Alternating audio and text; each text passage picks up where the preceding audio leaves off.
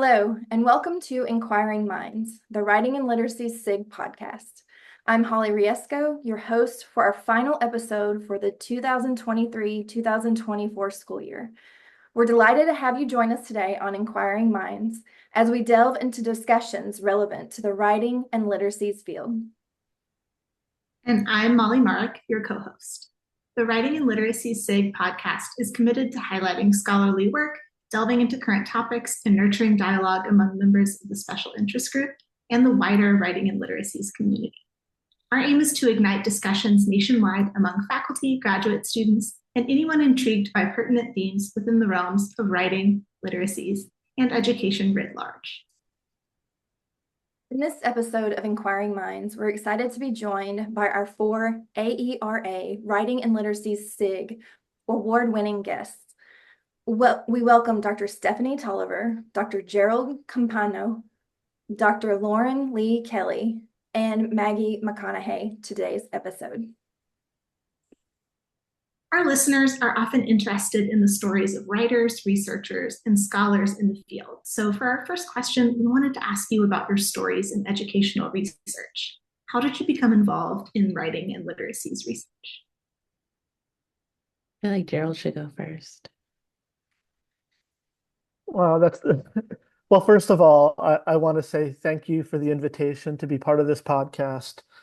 And it's just such a tremendous honor to be here alongside colleagues that I have just such admiration and respect for, Stephanie, Maggie, and Lauren. I didn't know you would be on the podcast. I didn't know who else was going to be on. So it's just a thrill to see you all.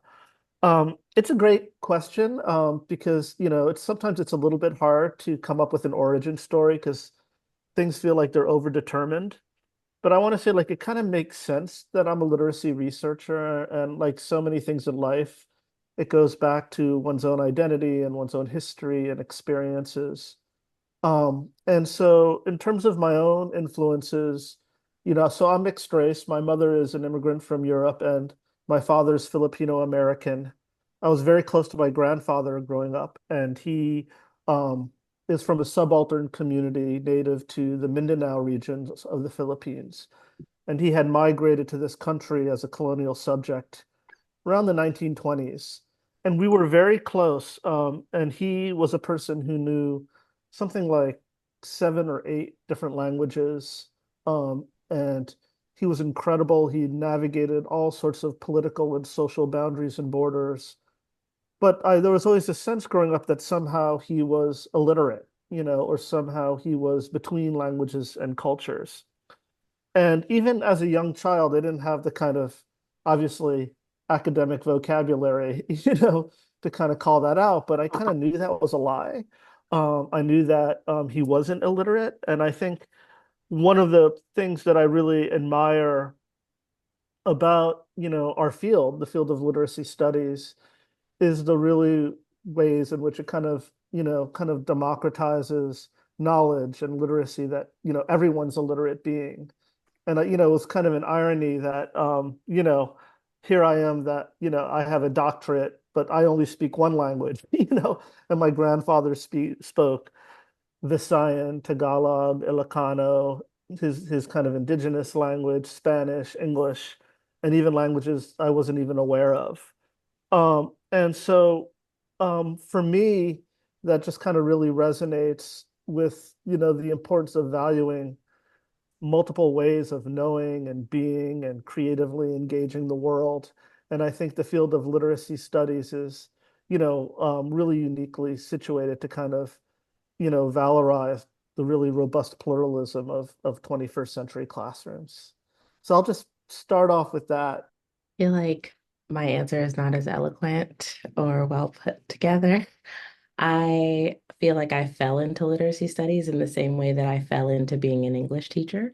I was not initially planning on even going to college initially. I wasn't from a very college-going family. They mostly went to the military, and I wasn't going to go to the military because, as my mother says, I don't like getting my hands dirty. I don't like dirt at all. So she was like, that is not the path for you. And so I was going to be a massage therapist because I thought that would be a job to have. And my guidance counselor in high school and my mom conspired against me and took me on one college visit. It was the only college visit I had been on, and it was my senior year in high school. And I went to FAMU, Florida Agricultural and Mechanical University in Tallahassee, Florida, and it was the first time I saw Black people in college outside of TV. So I decided to go. And I was actually a public relations major because I was going to throw parties. That was my trajectory. And my junior year, I was tutoring to make money on the side, and I was tutoring a fourth grade student in reading. And I was like, I like this. I'm going to switch my major. So, to the sadness of my advisor, I switched my major in the second semester of my junior year of undergrad and became an English education major. And I have found a love for literacy and reading and writing and dreaming from just being in that space with young people and realizing that one of the reasons why I didn't particularly love school in general was because my literacies were not honored in those spaces. The genres that I liked, the way that I learned, the stories that I heard at home, the things that I brought into my classroom, because I was not the traditional. I mean, I was a good student, but I was like the student that teachers probably didn't like because I was like truant and stuff, but I still got all A's. So I was one of those. So it's like I was able to kind of like bring in the things that I felt were missing when I was in school to my classroom. And from there, it's been like, well, how can we make classroom spaces where young people feel welcomed and honored and actually want to be there versus feeling like they are forced? And so that's how I ended up here. But I can jump in because there's so much. Stephanie and I have a lot to chat about, especially this. I also thought my future was going to be in throwing parties, but that can be a different podcast. But it's super similar, right? This idea that I think I didn't imagine being an educator or being in education as a life for myself, even though the core of my identity was always as a reader and a writer. And I was writing stories. I'm sure a lot of us have that story, right? That you're writing stories extracurricularly, right? Not for an assignment, but just on your own, just because. Um, and you know, and making up lessons. Like I was reading like textbooks for fun, super, super nerdy, but I never imagined myself becoming a teacher just because of my experiences in school that felt really distant from my culture and identities. And it was really not until I was in undergrad and I had Black professors, particularly Black women professors, for the first time. And it seems like such a simple thing, but all of a sudden I could imagine myself as a teacher and as an educator, just seeing it for the first time in my life. And so my trajectory was actually started out teaching English as a language, so English language skills to children in Japan. I did that for a year, and that's when I sort of realized that I loved teaching, and that I really wanted to teach from more of a literacy standpoint in terms of how does literacy help us to think about the world and engage with the world. And so I knew I would be a secondary English educator. And I sort of fell into the research in the field, as I think many of us as researchers do, because I had questions. And I became really curious. We did a lot of language work in the classroom. I did teaching fellows. That's a longer story, but they taught us to do sort of the word wall. And that was my students' favorite thing. The favorite part of the day was the word wall. I heard that they would like play games on the subway where they would try to use the words from the word wall in context. And I was like, well, this is amazing. And so I became really interested in the power of language from that standpoint. Specifically, I wanted to know, what does it mean to have access and familiarity with particular words versus not having it, right? So if you know a word like misogyny, how does it help you to understand your experiences in the world and to sort of name them and discuss them and challenge them? Whereas if you don't have that language, if you only know the word sexism, it's sort of limited, right? There's things that it just doesn't actually describe or account for. And so I wanted to know, how do my young people sort of, the more that they have interaction with language, how can they see themselves differently and see the world differently and understand and interact with it differently by having that access? And so that's where my research in the field of literacy and writing really began. I'll just say I am so excited to be here. I think one problem that I'm going to run into on this podcast is as I'm listening to all of these amazing scholars who I know from bylines and conference presentations talk, I am not going to be thinking about how I'm going to respond. And so just really briefly, I was also an English teacher before starting doctoral studies. As a teacher, I came across the work of first Maisha Wynn and then Mary Rose O'Reilly. And so, kind of to echo Dr. Kelly's response about coming to grad school because you have questions, Mary Rose O'Reilly's question of how can we use English to stop people from killing each other really resonated with me as a teacher because it felt like every few months I was hearing about in school gun violence. And so I wanted to know, like, as a teacher, how could what I was teaching and specifically the young adult literature that my students were engaging with, how could that somehow make an impact on this widespread violence that I was seeing both in the schools that I was teaching in and then also in the media. And so it was that question that brought me to grad school and writing and literacies research.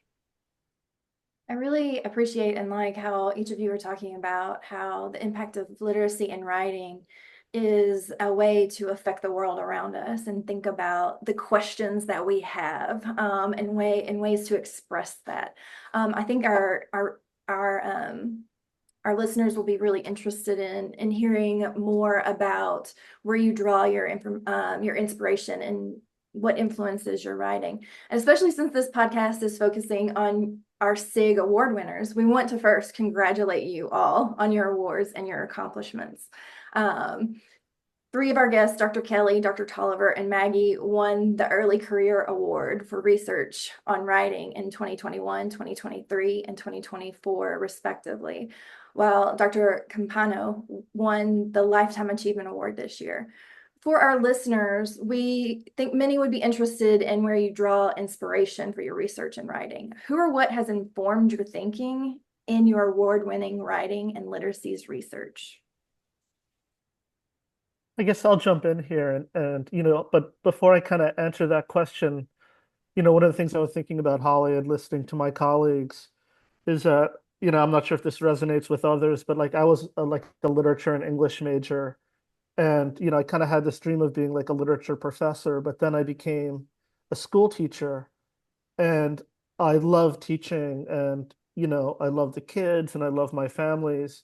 And I'm so glad I kind of redirected my intellectual energies into the field of education because, I am a little enamored of like critical theory and everything, but I didn't want to just perpetuate the discourse of academia. I wanted all these ideas that I was grappling with to become alive in like the real context of teaching and learning and with kids and youth and families. And so, that's just by way of saying that if I think about like what's my biggest inspiration in my scholarship, it's absolutely, this my former elementary school students themselves. I think that they're the greatest intellectual resource of any classroom are the kids' identities, who they are, their passions, the desires. I think about Stephanie's work, their dreams for the future. One story I often tell is when I was a school teacher in California's Central Valley, where, like my grandfather had come in as a migrant worker. My kids would, look at the clock and wait for recess. They had this very kind of standardized skills-based curriculum. And I was a relatively new teacher and I wasn't quite challenging it as much as I should at the time. But what happened is, as soon as the bell would ring, they would go out, go to the restroom or whatever, and then they would knock on the door and they would file back into my classroom and they would do their own projects. Like they would tell me these amazing stories, these amazing like their migrant narratives and their own histories. They would engage in artwork, political theater inspired by the Teatro Campesino, a local political theater of the migrant labor camps.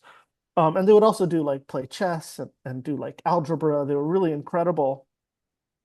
And I realized like in the second classroom was much more like attentive to the students' experiences and identities and desires. Um, and was like, oh my God, what's going on in these liminal periods before school, after school, during lunch? is so much more powerful learning than this kind of top-down based, standardized curriculum, which in many ways was really threatening to like render the imagination vacuous. And so for me, like the kids themselves were the inspiration. And then it was really about thinking about what ideas in academia can help me kind of like um, make sense of the kind of real riches, intellectual, cultural, linguistic, experiential, creative riches they were bringing into the classroom. And I was fortunate at the time, that one of my former mentors, when I was an undergraduate, was Sacha Mohanty, and he was part of a group of scholars that were kind of really challenging. This was back like in the 90s, but a lot of post-structuralist thought and the idea that, one's experiences was only really an epiphenomena, but couldn't really necessarily be the grounds for like knowledge itself and making knowledge claims. And, there were a lot of scholars, kind of coming up in the academy, many of them scholars of color, including like Sacha and Chandra Mohanty, Paula Moya, Linda Martine Alcoff, and even like before them, like Audre Lorde and Gloria Anzaldúa. But they were all saying that, wait, my identity as a Chicana, my identity as queer is a powerful kind of lens through which to generate knowledge of the world. And so I was very lucky as an early scholar to be part of these conversations to develop this kind of theoretical paradigm that has this very jargony name, post-positivist realist theory. But to this day, I still really embrace it. I still hold to these kind of basic theoretical tenets. Um, and so I think it was this very fortuitous kind of aligning of really learning from the families and the young people in the communities where I was a teacher, but also kind of being exposed to kind of these rich ideas or kind of almost like counter ideas in the academy, at least for that time. So those are, I think, some of the really important influences in my own journey. I can pick that up.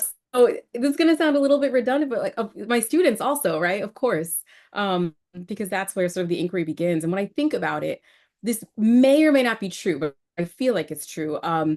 Almost anything that I've written, sort of any scholarly work that I've written, has started with something one of my students has said or asked. I'm 95% sure that this is true, right? And so my inspiration for inquiry, for thinking about this work through a critical lens, really it starts, and I don't want to say ends, but starts and kind of loops back all of the time to my students. In particular, the girls of color that I've taught in secondary schools, right? But also I was thinking about Gerald, all sort of the scholarly references, right? Who are the people that you've read who've inspired you? And when I think about my literacy journey, especially critical literacy, it's really like hip hop lyricists. I think I can't pretend that that's not where it started, right? And so of course I also read theorists and scholars, but I'm pretty sure folks like KRS-One and Lauryn Hill and Common, Nas, the Moral Technique, right? These are the folks that really introduced me to how to think through multiple layers of language, right? How to hear text and also look at text and look back at text and how that work sort of resonates with you to the point where you're now constructing theories, right? You're seeing the world through multiple lenses.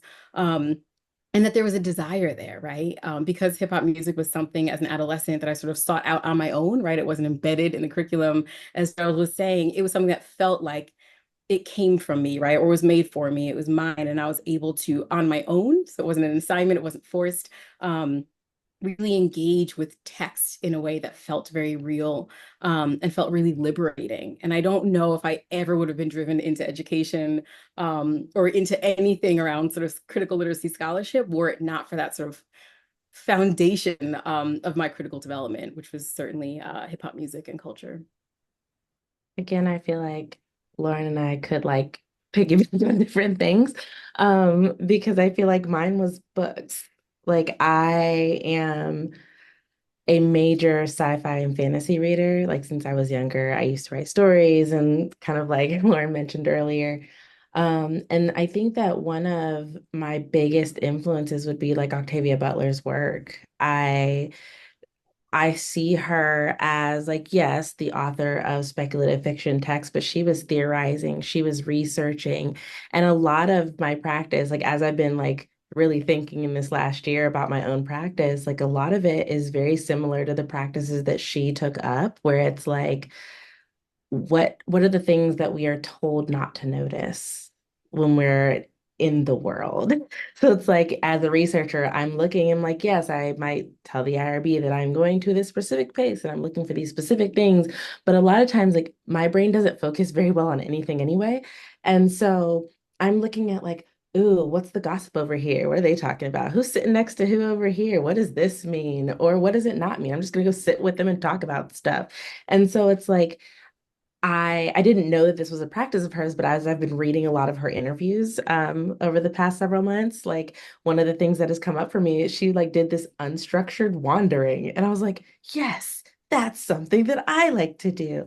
And also this idea of like, she called herself a histofuturist, and like I do like a lot with Afrofuturism, but I was reading like kind of earlier this year, last year, especially seeing that 2024 was like the dates that she used in her Parable of the Sower series, I've been like revisiting, and I saw that she like referred to herself as this histofuturist who blends history and futurity all mixed together and like does this really non-linear thing. And I appreciated that because I feel like that's how I think about everything. Like, I don't see things in a very straight line ever.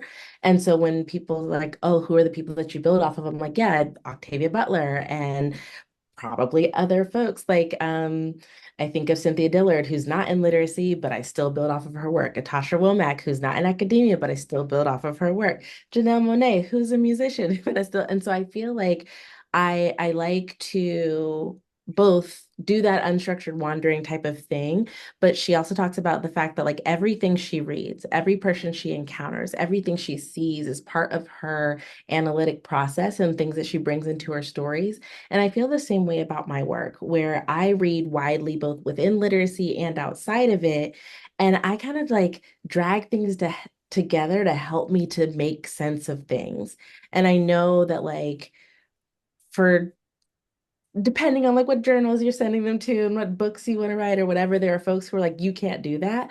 But I also know that, very similar to how I can't focus on many things when I'm in a space, I also can't focus on things when I'm reading. Like, I want to read things over here and over here and over here, and I can't focus on anything very, very specifically and narrowly. And I think that that's how I think. And Octavia Butler thought in the same way. And I think there's other scholars who think in the same way.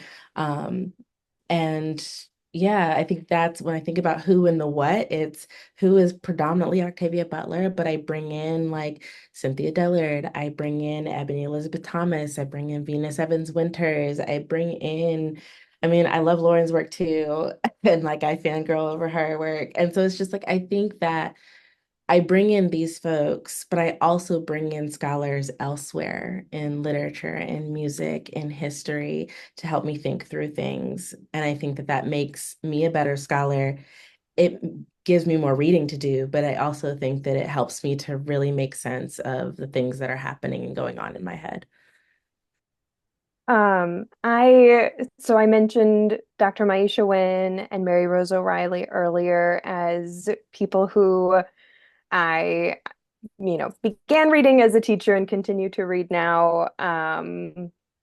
And I remember, to echo Dr. Campano and Dr. Kelly, my first year of doc studies, not being a teacher anymore, or my first semester really, was it was a transition point, and it was also kind of a bummer not being around adolescents as often as I had been as a teacher. I realized how much that I had walked around as a teacher. Like, my daily step count went way, way down when I became a doc student.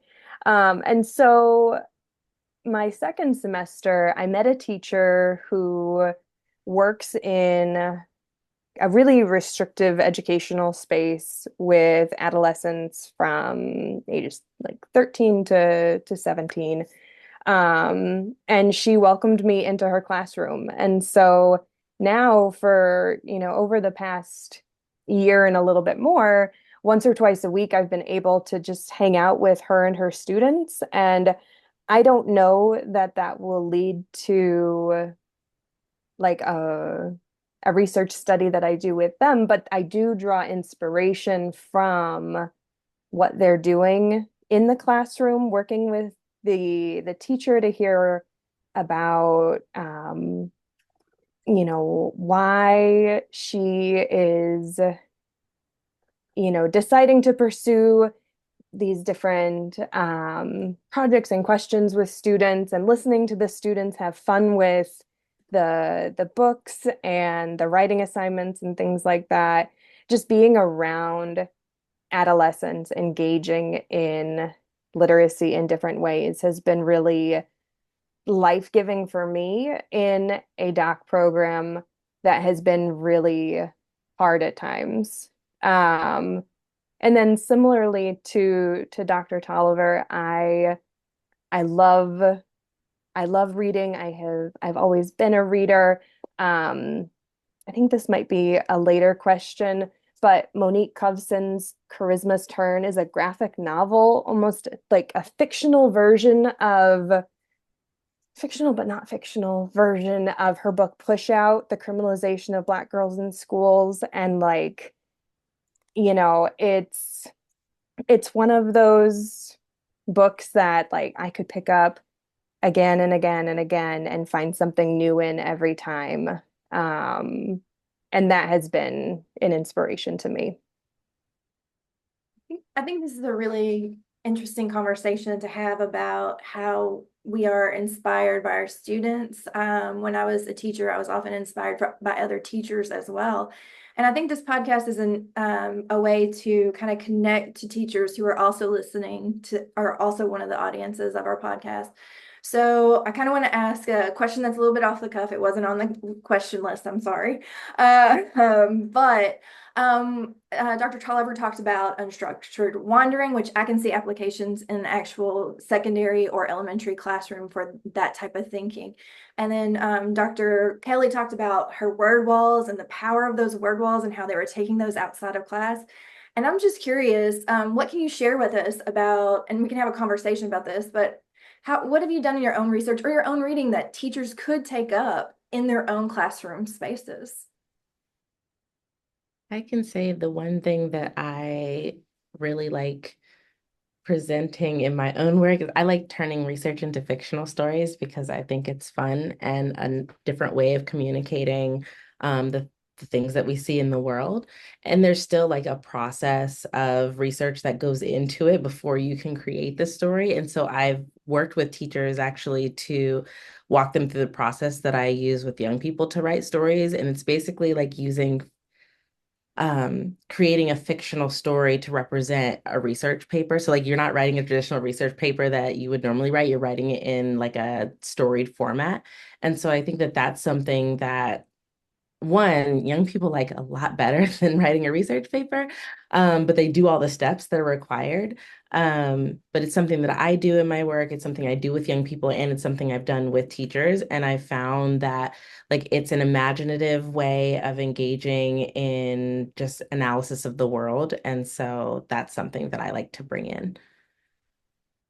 I can jump in. It's a tough question because there's so much. So narrowing down one thing is really hard. So I do have, this is not a plug, but I do have a text that contains lessons and assignments and units specifically working with popular texts, even more specifically with hip hop texts in the classroom. And so there's just tons of ideas in there that I recommend that are research that I've practiced and worked with for people to check out. But what you made me think of, Stephanie, was something that I introduced after years of doing sort of the research paper unit with my sophomore classes, which can be really sort of, it's like you're trudging through mud for about 2 months with it. Because yeah, no teenager is really trying to do that kind of research. So something that came up actually, I was speaking with Lamar Timmons Long, who's also a 10th grade English teacher in Brooklyn. And we were sort of co-constructing this idea around what would it look like to approach a research unit with students, starting with like, what's the everyday research that they do, right? Which I don't know if we think about enough when we're thinking about research, right? It always starts with this very like academic, scholarly, like, what is your question and what is your hypothesis and what's the data? But like, what are the types of research that you do just on a daily basis? When you poll your friends, right? When you do the Instagram polls, right? When you're just asking people questions to understand something. So we're talking about what does it look like to start there, right? And to start with students already seeing themselves as researchers before the unit. So it's not sort of this begrudging thing. But what we did in my last few years before I left the secondary classroom was that we turned this into a documentary project, right? Because as Stephanie was saying, it's really all the same skills. Still need to cite your sources, right? That was a part of the rubric, is like, what are your citations? You're asking a question, you're gathering data, you're trying to answer that question or at least address the question through the data. But it was a group project, so it felt less lonely and less arduous. And it's a media project, right? So it was cool. They would maybe take 10 minutes, I'd write them a pass, and then go to the cafeteria and do some interviews with people, right? They can interview guidance counselors. So you're able to break up the work in ways that students can really rely on the skills they had. So there were some students that were like, I don't know how to video anything, much less how to edit a video. And then another student would be like, I can teach the whole class how to put music inside your video.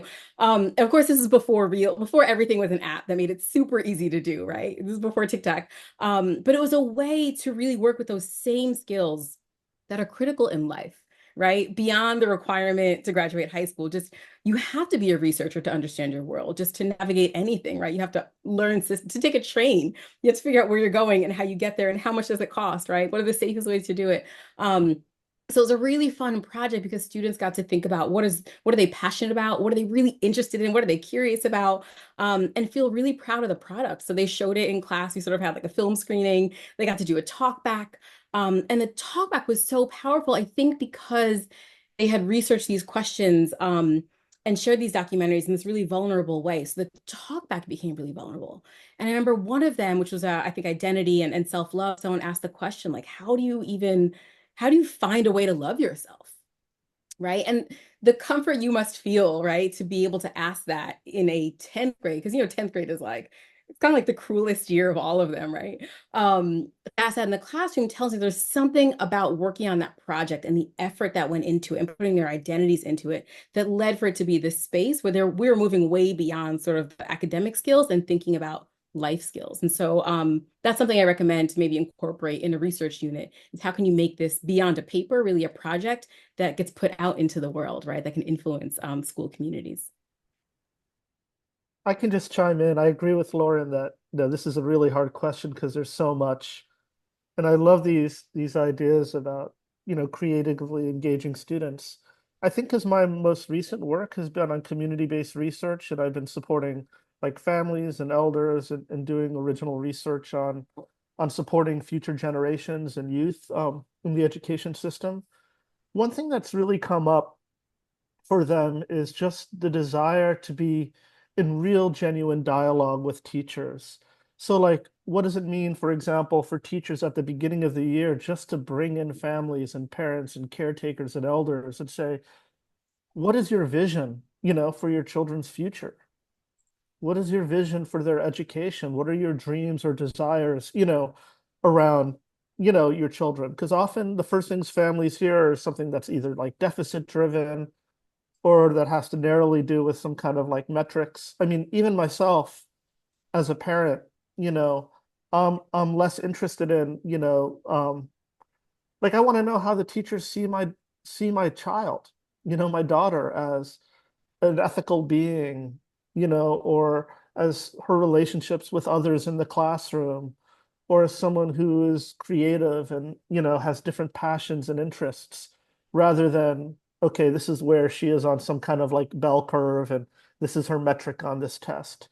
So I think there's something really important about really engaging and, creating like a shared vision of student flourishing, with families, in real genuine dialogue together. And the only thing that's coming to mind for me right now is how much I enjoyed having my students facilitate their book club units. Most of my time as a teacher was as a middle school teacher. In the schools that I worked in, there was varying access to different texts that the students could use for their book clubs. And so having students be able to bring books from the library and bring books from home and then get into like topic organized books, just giving students as much, I guess, agency and choice over their particular book club and their conversation, and letting them talk about the things that they wanted to talk about in class was something that I always enjoyed as a teacher, enjoyed listening to, and it seemed to be meaningful for my students as well. So Dr. Toliver mentioned one of her writing practices, playing with fiction as a way to write about research. And so that sort of leads into our next question. Many in our audience often think about writing as a practice. So we wanted to ask you about your own writing practices that have supported your success. What kinds of routines or practices or habits serve you in your work? I'll go first this time. So when I started doc studies, I had a 3-month-old who was not a good daytime sleeper.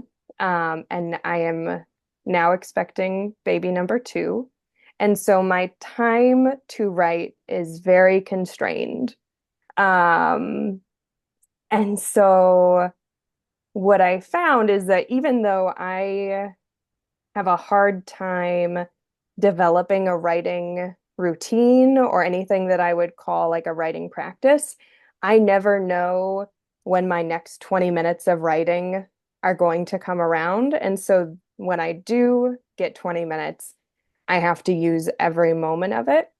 But especially when we had my son and he was very small and at home and things like that, I found that the times that I was away from my computer and thinking while nursing or while he was playing on the floor, those were really rich times just to be able to think.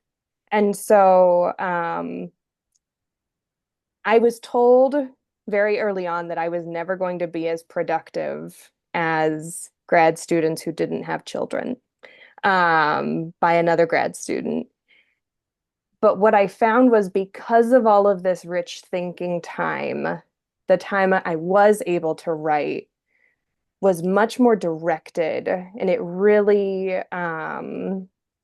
impacted I think the quality of what I was able to put down, had I had as much unstructured time as someone who might not have kids would have. And so I don't know that I would call it a practice, but I'm really grateful to be a parent, because of what that has meant for my writing. I just want to jump in and say that that's trash, that your peer told you that. For sure. Yeah, like that's trash. And I just need that to be communicated that's I want to use other words and I will not because yeah. As a parent, as a mom, as a single mom, when I started my PhD program, like that's mess. And I feel like my writing practice is definitely different from yours, but yeah, I'm just mad about that right now.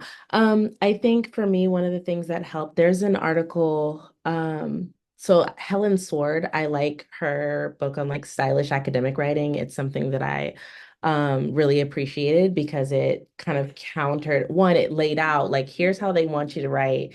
Here's how you can alter those writing practices and still kind of maintain what they kind of want you to do. But I think outside of her book, there's an article that she wrote that's like, uh,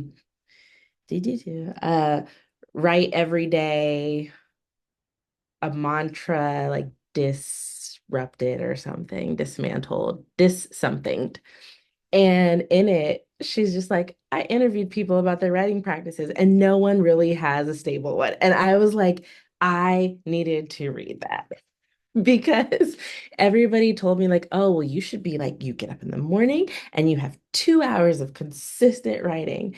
And I was like, but but my baby is eating and he's hungry and he's not at daycare today. And sometimes the daycare is closed. And so some days I can't write for 2 hours. And then also I get bored. And so sitting in front of a computer for 2 hours and staring at something sometimes just doesn't work for me. And so reading that really helped me to realize like I don't have to have a this is the writing time and put it on my calendar because then I feel bad because if I don't get it to it on my calendar, everything is wrong. And I was really feeling like I wasn't doing what I was supposed to do initially because I write when I feel called. And I feel like it's a very spiritual practice for me where I'm like, some days I'm like, no, I just want to watch anime all day or trash TV, and I'm not going to like beat myself up about it. And then some days, like, I am, I don't know, walking around and I'm like, huh, there's an idea that I was thinking about, and it's now popping back up in my head.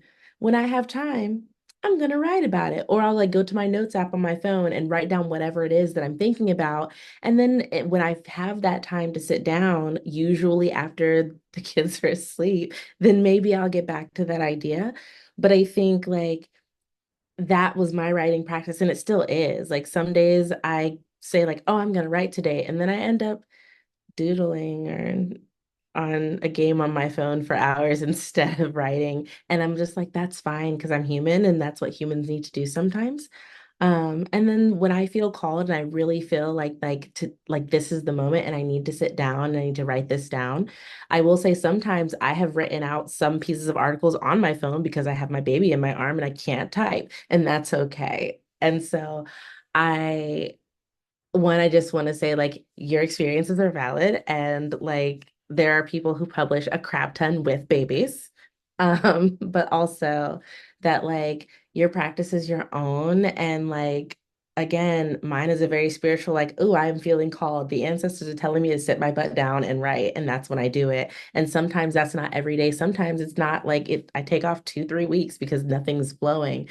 But I feel like there are scholars like Joel Parker Rhodes. She in her book on fiction lessons for Black authors, she talks about like when she sits down to write, like she has to feel and like to want to write. And if she doesn't feel that, it's not the time. And that to me is just that's how I think about it.